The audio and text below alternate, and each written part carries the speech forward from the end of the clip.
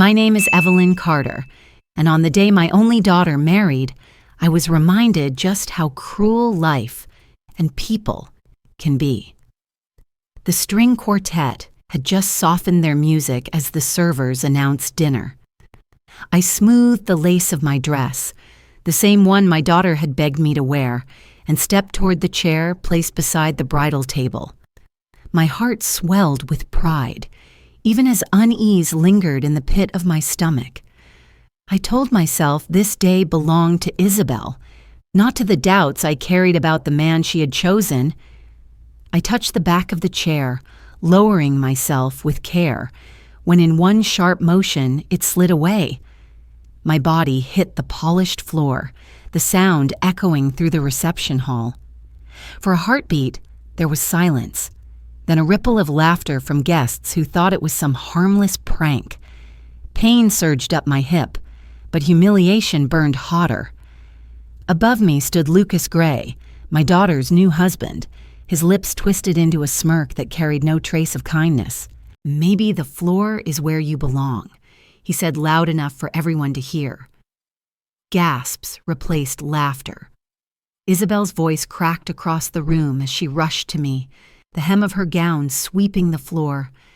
My hands trembled as I pushed myself up, refusing to let him see me broken. Around us, whispers flickered like fire through dry grass. Faces turned away, others stared, but no one moved. My dignity hung by a thread, yet I clung to it with all the strength I had. Then came the sound of measured footsteps. A tall man, gray streaking his hair, crossed the hall with the bearing of someone who had spent a lifetime in command. His eyes locked on me, widening as though he had seen a ghost. His voice broke the silence, trembling but steady. "Evelyn, is that really you?" The air shifted. Lucas faltered. Isabelle froze beside me, and I knew that the story of who I truly was, buried for years, was about to change everything. The first time life forced me to stand alone was when Isabelle was only 5 years old. One cold November evening, the phone rang while I was folding her tiny clothes on the couch.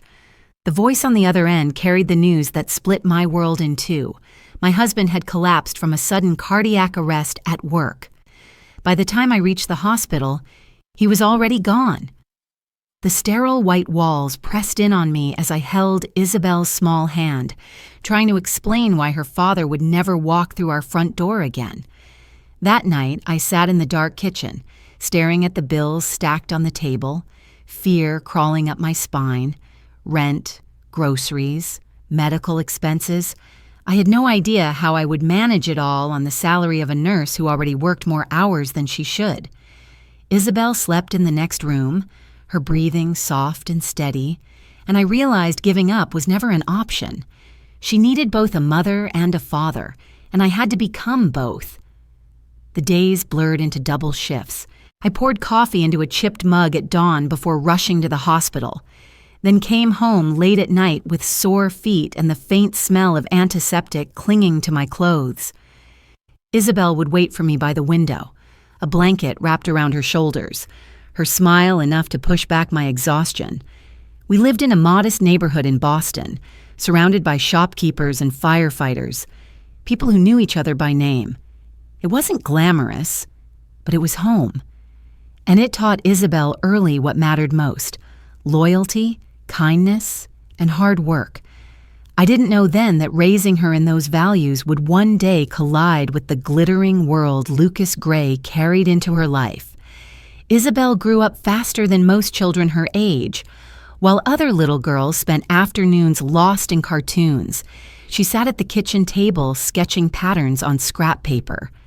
I remember coming home after a long night shift and finding her bent over a notebook, the lamp casting a halo around her dark hair. She looked up at me with ink smudges on her fingers and whispered, "Someday, Mom, I'll design houses so people feel safe inside them." That single sentence carried the weight of every sacrifice I had made. High school was a blur of science projects and art competitions. Isabelle's determination pulled her out of the modest streets of our neighborhood and into the honor roll. I would brew another pot of coffee at midnight just to sit beside her, pretending to balance the checkbook while really just keeping her company. When acceptance letters arrived from universities, she danced around the living room, her joy filling the cracks that years of grief had left behind. I sold my late husband's old truck to cover what scholarships and loans could not. Every dollar I earned stretched thinner than paper, but I never let Isabelle see my worry. On her graduation day, as she crossed the stage in her cap and gown, she stopped to hug me in front of everyone. "This degree belongs to you, too," she whispered. Tears stung my eyes as the auditorium erupted in applause. Isabelle majored in interior design and poured her soul into every project. I watched with pride as she carved her own path, believing that the future held nothing but light for her. But it was during those early years of independence that a man named Lucas Gray stepped into her life, carrying with him a charm that would later reveal its sharp edges. The first time Isabelle mentioned Lucas Gray, her voice carried a brightness I hadn't heard since childhood. She burst through the door of our apartment one January evening, cheeks flushed from the cold. "Mom, you won't believe this. Lucas proposed." She held out her hand, and the diamond glittered so sharply under the kitchen light it almost mocked the simple gold band her father had once placed on mine.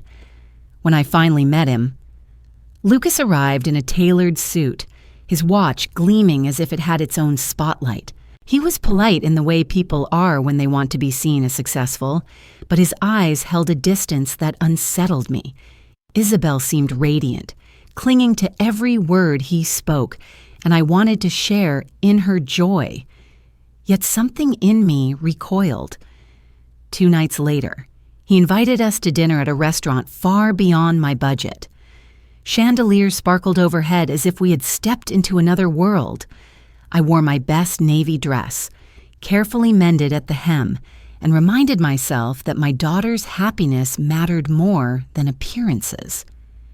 Throughout the meal, Lucas made small comments wrapped in politeness but edged with something sharper. When the bill arrived, he slid it toward me with a smile. "Tradition says the bride's family covers this sort of thing," he remarked casually, though his eyes lingered, testing me. My stomach twisted as I reached into my purse. Isabelle shifted uncomfortably, but I pressed her hand under the table and paid. Lucas leaned back, satisfied, as if I had passed some unspoken exam. That night, walking home beneath the city's flickering streetlights, I knew the unease in my chest wasn't just nerves, it was warning me, and soon I would find more proof that Lucas Gray's charm was only a mask. Late one night, while Isabelle was home for a weekend visit, I sat at the kitchen table with my laptop open. Curiosity had been gnawing at me ever since that dinner, and I typed Lucas's name into a search bar. What I found only deepened the knot in my stomach. Photo after photo showed him leaning against expensive cars, cocktails in hand, surrounded by people dressed in designer suits. His caption stung, "Upgrading my life one smart choice at a time." Another read, "The old generation clings to outdated values while we're building the future." Then my eyes landed on a comment beneath one of his photos. "She's perfect, sweet, trusting, and her family won't complicate things." My chest tightened. To him, we weren't people. We were background props in his version of success. The next morning, I poured tea for Isabelle and chose my words carefully. "Sweetheart, how well do you really know Lucas?" She laughed nervously. "Mom, he's ambitious, driven, he wants the best for us. But does he respect you? Does he respect where you come from?" I pressed, watching her smile falter. "He's from a different world, that's all. He says he wants me to fit in." "Fitting in shouldn't mean losing yourself," I said, setting my cup down. Her eyes drifted to the ring on her finger. "Maybe you're reading too much into it. He's never been unkind to me." I let the conversation rest, but unease gnawed at me. Because love doesn't speak through disdain. and soon. Lucas would show his true colors in ways even Isabelle couldn't ignore. It didn't take long before the changes in Isabelle became too obvious to ignore. She canceled dinners with her old friends because, as she explained, Lucas thought they were unsophisticated. Clothes she once loved, bright dresses, worn-in jeans, were slowly replaced with pieces Lucas suggested, things that looked like they belonged more to his office parties than to her sketchbook. One evening, she came home from a dinner with him. Her mascara smudged, her eyes red. I met her at the door, worry already tightening my chest. "What happened?" I asked, brushing her hair back like I used to when she was little. She tried to laugh it off, but her voice cracked. He makes little comments about how I laugh too loud, about how I should order differently at restaurants. It's like he wants me to be someone else." I pulled her into my arms, and she let herself collapse against me. Her shoulders shook, the way they used to when she scraped her knee as a child, except this wound ran much deeper. "That's not love, Isabelle," I whispered into her hair. "Love doesn't shrink you. It helps you grow."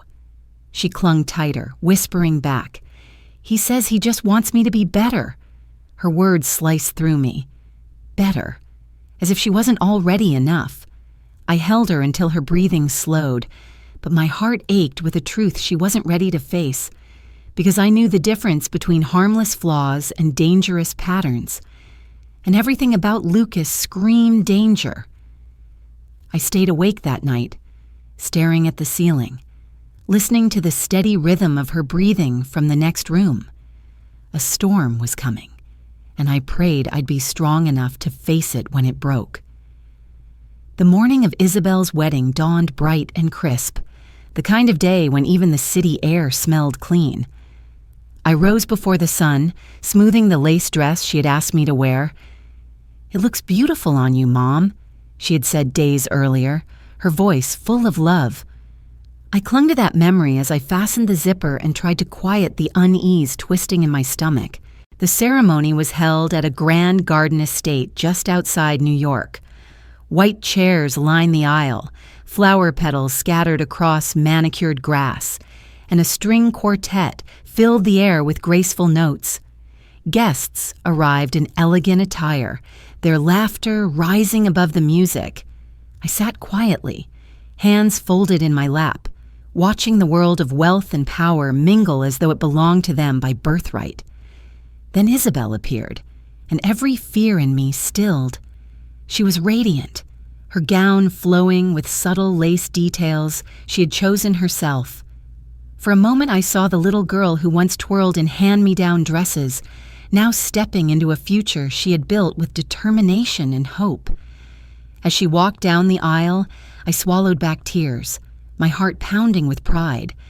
The vows followed, and Lucas's words came out smooth, practiced, designed to charm. Isabelle's, however, trembled with sincerity. She spoke of loyalty, love, and the life they would create together. Guests applauded. The kiss sealed their union. I forced a smile, though my chest tightened. I prayed silently that the sparkle in Isabelle's eyes would not dim under the weight of a man who seemed more concerned with appearances than with her soul. But prayers alone couldn't stop what was coming, and the reception would prove that my instincts had been right all along. The reception hall glowed with golden light, laughter mingling with the clink of glasses. Guests drifted between tables draped in white linen, servers carrying trays of champagne. I kept to my corner, determined to smile through the evening for Isabelle's sake. When dinner was announced, I rose and made my way toward the table where Isabelle and Lucas sat. My hand rested on the back of a chair, and for a brief moment I let myself feel part of the celebration. But as I lowered myself, the chair vanished beneath me. I hit the polished floor with a thud so sharp it echoed through the room. Pain shot through my hip, but the sting of humiliation cut deeper. A few guests chuckled, assuming it was a harmless accident. Then Lucas's voice sliced through the noise, cruel and deliberate. "Maybe the floor is where you belong." The laughter died instantly. Gasps filled the silence. Isabelle's gown swished across the floor as she rushed to me, her voice breaking. "Lucas, how could you?" She knelt beside me, hands trembling as she tried to help me up. My dignity, though bruised, refused to stay down. I steadied myself, rising slowly, ignoring the eyes that burned into me from every direction. Whispers rippled through the hall like a wave, some guests turning away, others staring, unsure of what to do. Lucas stood smugly above me, his smile razor-sharp, as though he had proven something to the entire room. But then came the sound of measured footsteps. A tall man, gray streaking his hair, stepped into the light. His posture carried authority born of years in uniform. His gaze locked on me, widening in shock, his voice trembling. "Evelyn, is that really you?" The hall fell silent. Even Lucas's smirk faltered. Colonel Thomas Reed's words hung in the air, pulling every eye in the room toward us. His wife hovered just behind him, but he didn't glance at her. His gaze stayed fixed on me, trembling with recognition that reached across decades. "Ladies and gentlemen," he said, his voice steady though emotion flickered beneath it. "The woman standing here, Evelyn Carter, saved my life." The room stilled, forks frozen halfway to mouths, glasses lowered without a sound. Isabelle clutched my arm, her wide eyes searching my face for answers I had never given her. Lucas's smirk faded, confusion tightening his jaw. Colonel Reed's voice deepened, commanding yet raw. It was April of 2004, Fallujah. Our unit was ambushed in the middle of the night. I was hit, bleeding, certain I wouldn't see the sunrise, and then this woman ran into the fire. She dragged me 300 yards through chaos and gunfire. Without her courage, I would not be here today. Without her, I would never have raised my children or stood at this wedding tonight. Gasps rippled through the guests. The string quartet lowered their bows, stunned into silence. For the first time in my life, I felt hundreds of eyes look at me not with pity or dismissal, but with awe. Isabelle's grip tightened as tears welled in her eyes. "Mom," she whispered, voice breaking, "why didn't you ever tell me?" I swallowed hard, my throat thick. "Because doing the right thing doesn't need an audience." I answered softly. Around us, the murmurs grew louder, admiration replacing the earlier ridicule. The balance in the room shifted, the weight of truth pressing down on Lucas as surely as a judge's verdict. And in that moment, his armor of arrogance began to crack. The silence after Colonel Reed's words weighed heavier than any applause could. Every gaze turned toward Lucas, stripping him bare in front of the very crowd he had sought to impress. His face drained of color, the sharp confidence he carried like armor collapsing under the weight of truth. Isabelle's hand slipped from mine as she stepped toward him. Her voice trembled, but it carried through the hall. "You humiliated my mother," she said, each word deliberate. "The same woman who saved your father's life. You tried to make her feel small when she is the reason you're standing here today." Lucas opened his mouth, but no excuses came. The guests stared at him like a jury waiting for a defense he couldn't provide. His father's stern eyes bore into him, filled with disappointment deeper than any reprimand. I drew a steady breath and faced him as well. "Respect isn't about money, Lucas. It isn't about titles or appearances. It's about how you treat the people you claim to love. Tonight, you showed everyone who you really are." A low murmur of agreement spread across the room. I caught sight of guests shaking their heads, others whispering with disgust. The illusion Lucas had built for himself was crumbling, piece by piece. Isabelle wiped her tears, standing taller than I'd ever seen her. "Love isn't about control," she said firmly.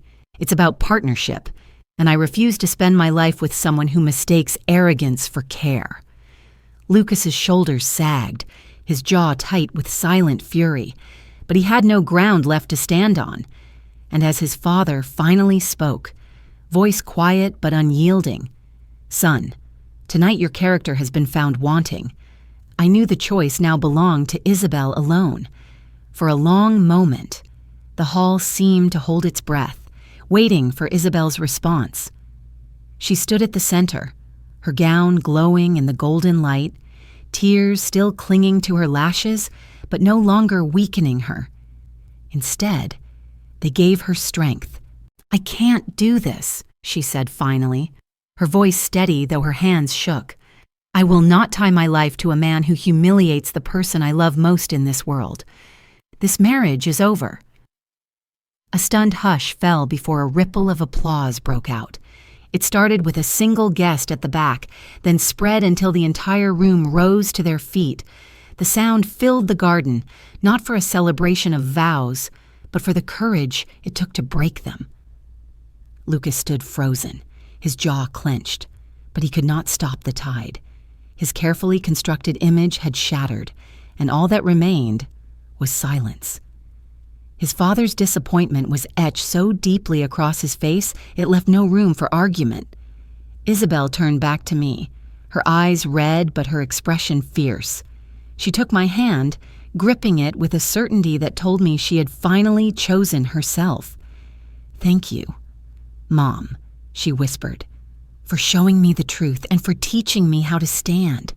I wrapped my arms around her, my heart swelling with pride and sorrow in equal measure. For years I had promised myself I would protect her, but that night she proved she could protect herself, too. As we walked out of the reception together, the lights of New York shimmered in the distance. I no longer feared the shadow Lucas had cast. My daughter had chosen dignity over illusion, and that was a future bright enough for both of us. Thank you for watching. If you enjoy these family drama and revenge stories, please subscribe and join me for more every day.